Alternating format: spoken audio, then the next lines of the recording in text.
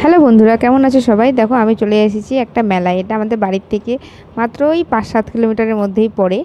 খুব সুন্দর একটা মেলা, বিশাল বড়। আমার লাইফে আমি ফার্স্ট এরকম বড় মেলা দেখেছি যে আমি দোকান ঘুরে শেষ করতে পারছি না যে আমি কোন দিক থেকে ঘুরবো আর কোন দিক থেকে দেখবো।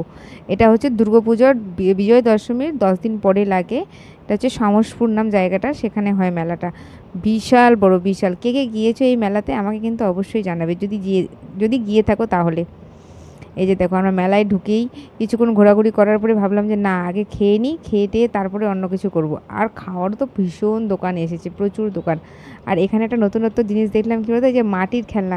ছোটোবেলা মাটির খেলনাতে আমরা খেলেছি না, খেলনা রান্নাবাটি করা, তারপরে ওই যে মাটির পিগি ব্যান, সেগুলো হচ্ছে দেখলাম, ভীষণ ভালো লাগলো। তারপরে দেখো, এই যে আমাদের খাওয়া দাওয়া শুরু। আমরা অর্ডার করেছিলাম হচ্ছে ভেলপুরি, আমার ছেলের জন্য চাউমিন, আর হচ্ছে পাপড়ি চাট।